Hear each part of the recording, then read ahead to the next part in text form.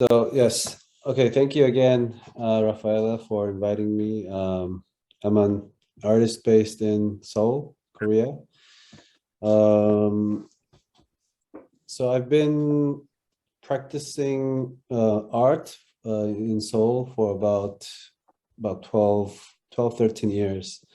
Um, and before I was working as a music video. I was editing music videos and doing like motion graphics, and I slowly found my way into the art world, and um, since 2000, I guess 2010, 2008, 2000, around that time, I kind of developed myself, or I kind of called myself an artist, and I started practicing art. And um, I titled the talk a single Eastern point of view, because I think of my art practice as a kind of act of building a subjective point of view that I never really had growing up. And I want to explain what I mean by that a little bit before I begin talking about my work. So this is a recent work, relatively recent work that I did. It's called Unself Portrait. And I think for me, growing up in a Confucius culture, I was always told that my life actually did not belong to me, and that I had always a greater purpose, as a duty, as an elder son or a student or a citizen. So I was always, I think, most of my education in South Korea has been training to do anything but what I wanted to do. So when I spent a year attending elementary school in the US, I was very dumbfounded when my American teacher asked me, "Hey, Kelvin, what do you think?" And I was not used to thinking at the time. And what I mean by that is that I'm not used to thinking about what I thought. And I never thought about what I wanted. Uh, and this is very, I think, typical for an East Asian, being in the East Asian school system. This is very a typical thing. So let me give you what I, let me illustrate what I mean by that. So this is my school in, I think this is fifth grade. So so when I think I had no problem living this way. What I mean is not being so self-reflexive. I'm always part of the group, part of the boys or the girls. I'm part of the class, and there's actually absolutely no problem living this way, except maybe if you can find me in the middle. I'm a little bit more eccentric than other ones, maybe, but still, I'm in no way a self-aware, uh, artistic or this kind of person. So, but this became a problem when I wanted to make art. So, because in order to produce work that's distinctive, I think I had to have my own creative vision. So I felt that there's a huge this gap between my own life, my own cultural background, and what I knew as contemporary art and discourse. So I can say that art was kind of an excuse or a tool for me to artificially construct a self or a point of view that I actually never really had growing up. So I hope this gives you a little explanation about giving you a context of my work before I begin talking about my work. Um, So let me just straight jump into my first significant work, which is called Cheonggyecheon Medley. This was filmed around 2008, 2009, and it was finished in 2010. And let me just play you the trailer and talk a little bit about it afterwards. This is about like 2-minute video.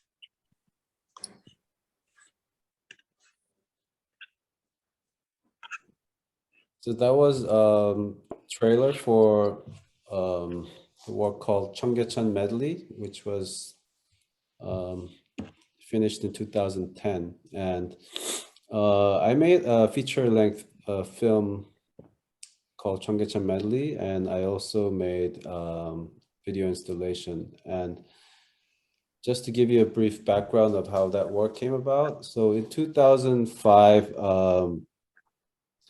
I met this artist group called Flying City, and who are documenting this area called Cheonggyecheon.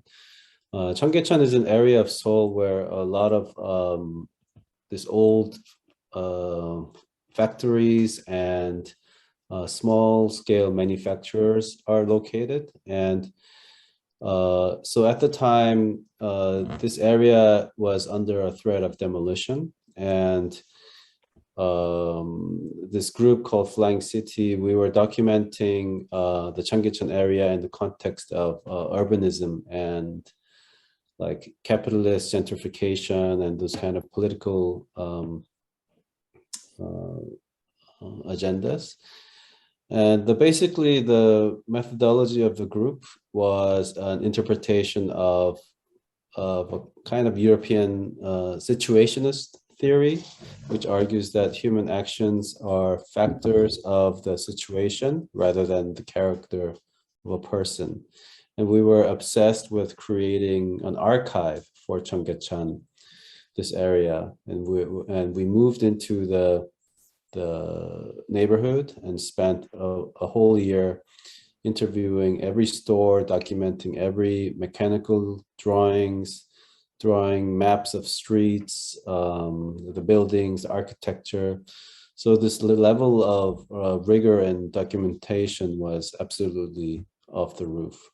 So I enjoyed working as part of this team, but I felt that there was something missing, and like we were trying to fit the puzzle from the opposite side. So so at the time, I didn't really consider myself as an artist. I joined this group because I didn't actually know what I wanted to do. So I was actually working as a designer, creating these posters and these graphics for them. But at the time, I was really interested in video. So the group, they were generous enough for them to for them to commission me a video work. So that's how I began filming and documenting this area.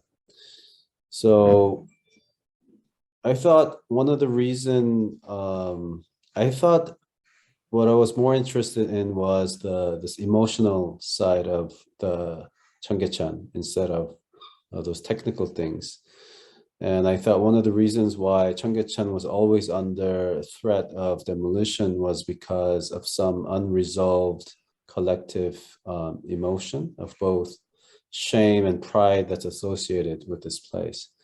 And I think without facing this emotional issue, I thought the city of Seoul cannot have a clear vision about Cheonggyecheon. So I was first attracted to this area because it's one of the few places in Seoul where you can see layers of time in the center of metropolis. So along with the attraction, there's this repulsion as well. It's, you know, it's very dirty streets. There's old men urinating everywhere, rusted machines out in the streets, something that felt very cold and rough. So at first I wasn't sure what to make of it. But one clear narrative arc that could be drawn at the time was the threat of demolition. So I decided to follow one of the shop owners on his move to a new place. But I felt that this narrative structure of like this victimized labor class versus capitalist gentrification was not enough, and I think in some cases not appropriate to describe Cheonggyecheon, because actually these shop owners did not belong to a labor class, but in fact they were middle class in the South Korean context. And some of them even were, you know, very ambitious entrepreneurs and capitalists, and some of them owning like really expensive buildings, and most of them had more money than me. So I felt that this given narrative structure needed much more customization. But like I told you in the beginning, I didn't really have an awareness as an artist. So I didn't think of myself as an artist. So I didn't really know what I wanted to say. So what I did was actually I was just there every day filming, talking to people, trying to explore in my own way about this neighborhood, filming almost every day. But at the same time, I was very frustrated at myself because when I reviewed my footage every day, it really felt like I was copying what I saw back in art school, which is like this German expressionist film. And I was copying unconsciously what I saw, you know, basically in school. And what I found lacking was my own awareness and my own motivation for being there. So I was focused on the subject that I was shooting without necessarily being subjective. So I had to reverse engineer what I was exposed to by consciously paying attention to my senses and observing my observation and my hearing, my listening. And I realized that the digital camera allowed me to be more self-reflexive because I can easily check the footage every day. And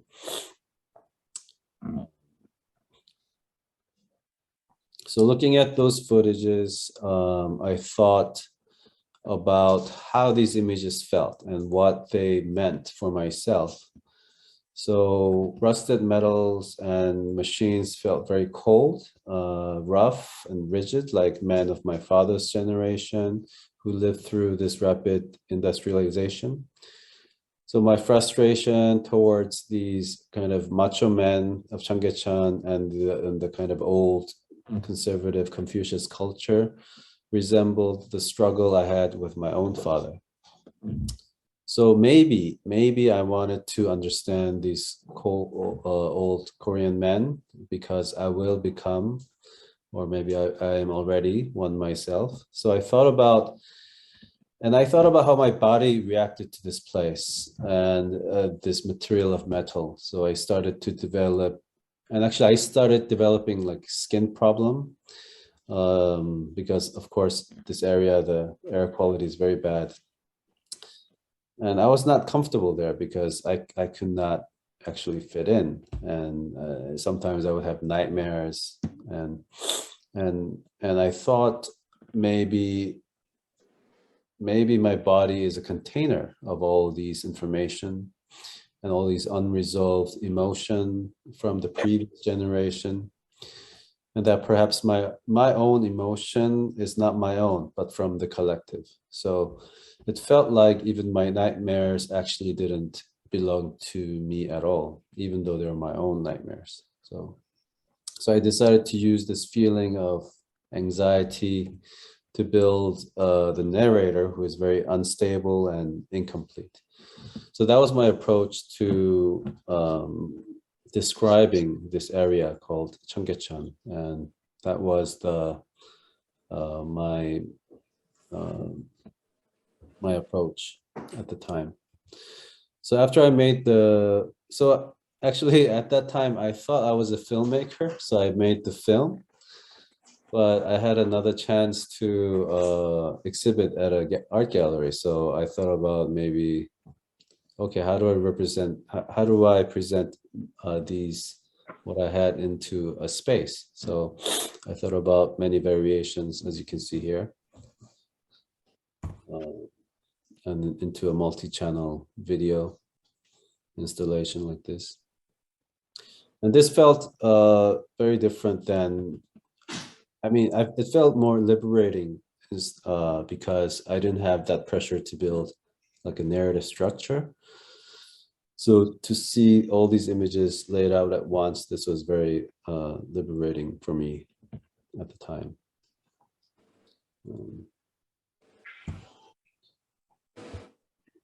So this is one of the installation. It looks like this.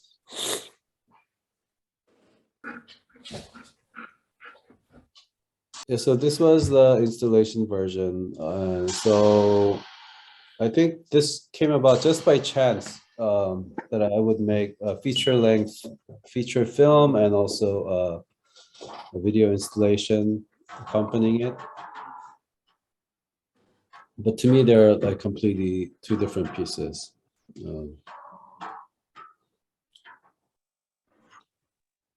Go to my next piece. The next piece is called A Dream of Iron. This was done in 2000, I think, finished in 2014. And this piece was actually inspired by this ancient petroglyph called Bangude petroglyph. This is also in the southeastern coast of Korea. And the main location of the film was in the city called Ulsan, where there's like the world's largest shipyard are located. But in this area, coincidentally, there's this ancient petroglyph, supposedly dated around like 4,000 to 5,000 years.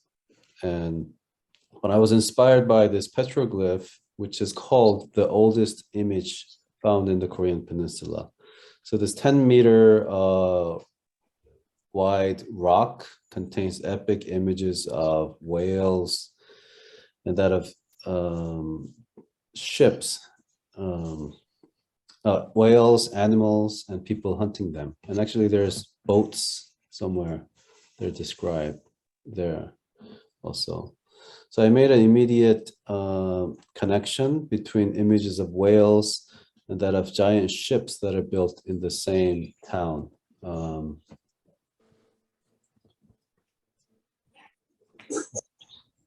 Yeah. And that assemblage of an image became the starting point of this piece. So I found that the petroglyph was not carved. Wait, before I talk a little bit more, let me just show you the brief video.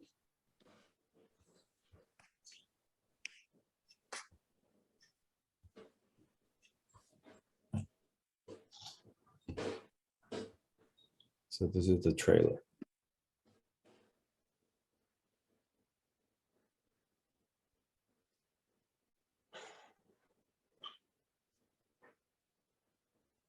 Is there an audio for this film? Do you see it? Yeah, we see it, but we can't hear the audio. Is that okay? Or are we supposed to hear also the sound? There's supposed to be some sound, but let me see. It's music, if I well remember, Oh, right? okay. And yeah. Can you hear? Yes, yes. Okay. Thanks.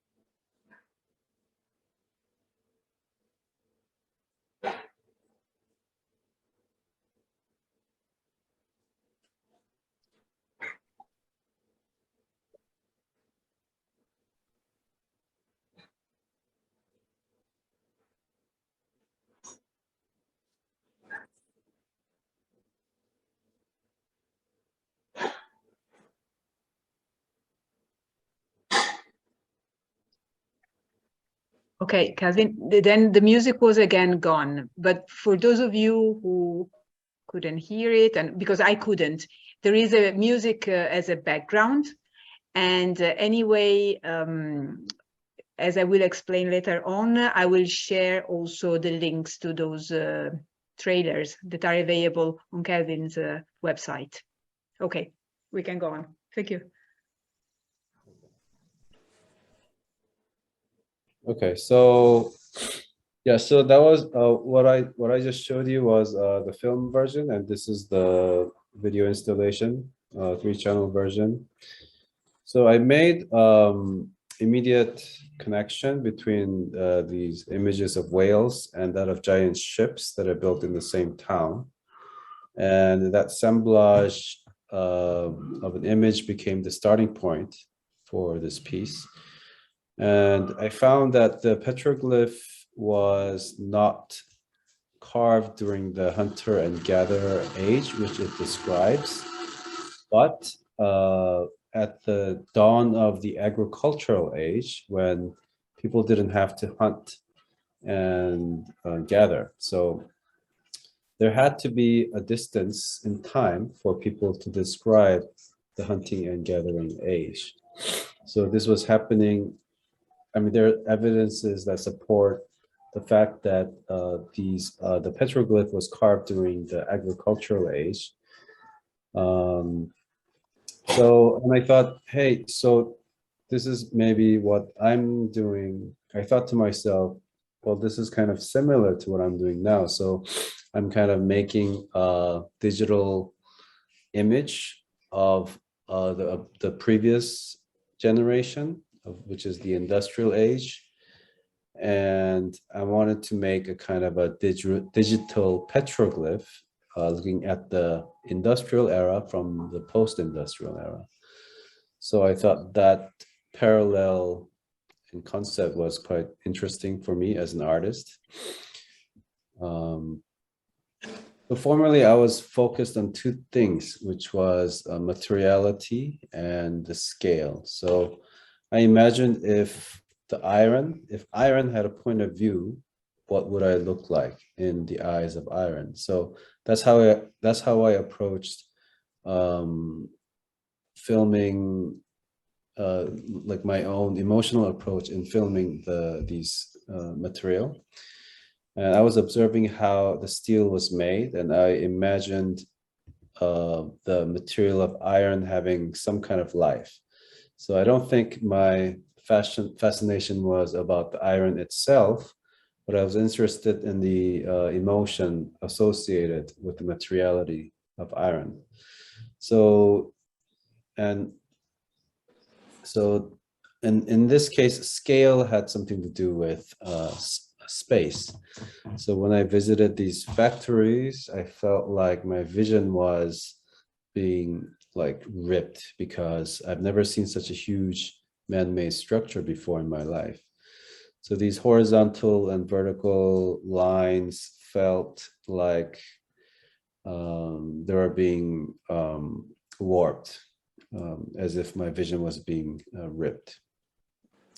So in order to translate this kind of three-dimensional experience into a two-dimensional image, I found that the scale was very important. So when I frame a person in front of the landscape to achieve the sense of scale, and for me, it kind of felt like a video game. So I felt like I was this person within the frame, instead of me looking out from the camera. I felt like I was that person within the frames, just like when I'm playing like video games. So, and overall, I was drawn to this theme of death, and there was a lot of images of funerals, rituals, and also images of dead whales, perhaps. And I think this is my my practice. I think so far, I think it has really some kind of close connection to death. And also this genre of documentary obviously has this association with death, to proclaim a death of something, proclaim death of a certain era. So I thought maybe that was the role of an artist, and we were to make forms to proclaim a certain death in order to make some meaning of life possible. So Please, you can go okay, on. so yeah, so after I shot this film, I think the shipyards actually underwent a drastic cut in the laborers, because they were actually being threatened to close, because now the Chinese shipbuilders are on the rise. So the Korean, our industrial sector is kind of being checked by the Chinese. But this is like actually an ongoing battle right now, so we don't know how this will end up. But at that time, it really felt like, okay, we are kind of going, we are like moving on to the next era, instead of this industrial relying our economy to this industry. So so actually, yeah, so this was called A Dream of Iron.